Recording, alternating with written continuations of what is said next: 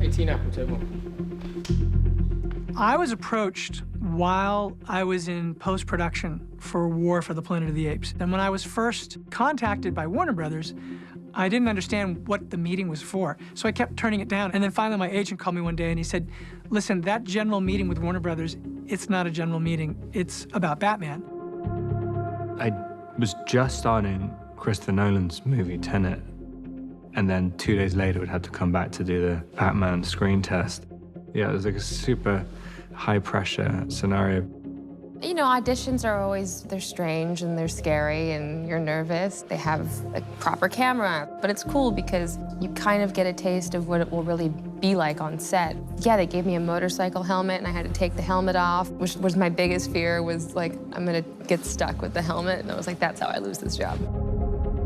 But Rob was half in a bat suit. It was like this kind of like in-between worlds. Like we were almost there, but not quite.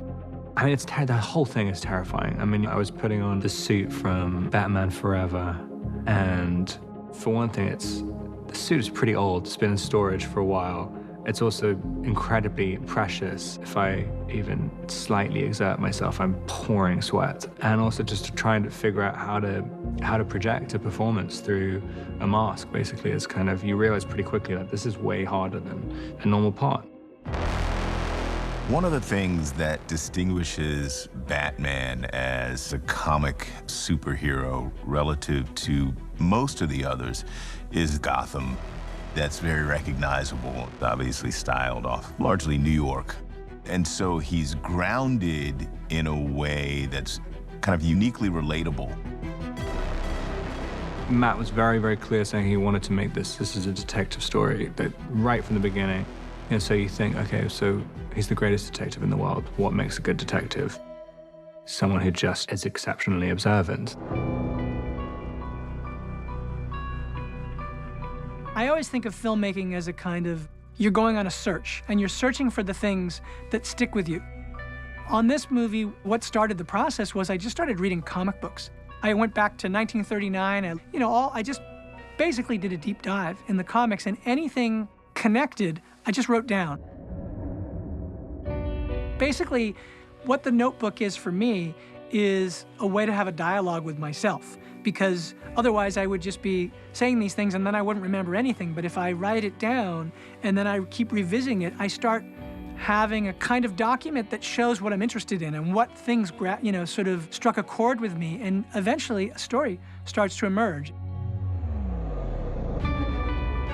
I gave Bruce a notebook as well because I felt that he needed to have that kind of dialogue with himself. And I thought, wow, this is so Batman. Matt gave us a sort of idea that he'd like him to be a bit like Kurt Cobain.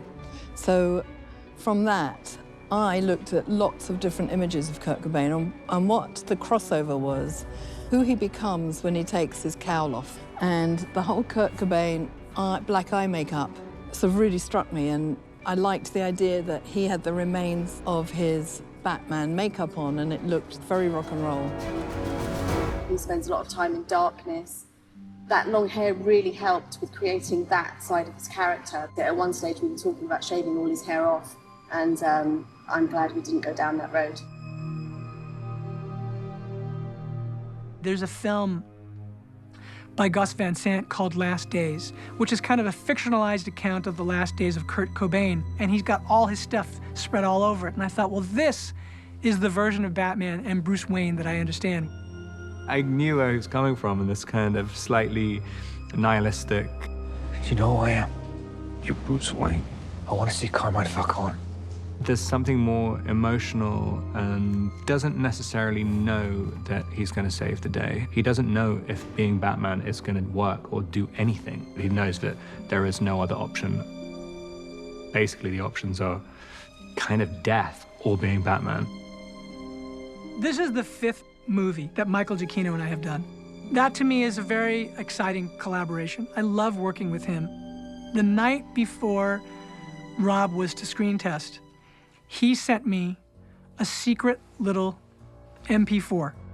It was both Bruce's theme and Batman's theme in this incredible suite. And I was blown away. It was so emotional. I drove to the set that morning, and Dylan Clark, my producing partner who was in this from the beginning with me, we're like brothers. I said, you have to get in the car. I said, what do you mean? So just get in the car. And we sat in his car. I was in his passenger seat, and I didn't know what I was going to listen to. He goes, listen to this. And he pressed play, and you know, it's Batman's theme.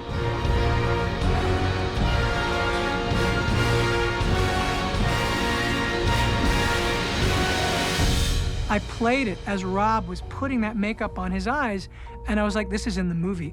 We're doing this. That's where that scene comes from. It literally came out of Rob's audition.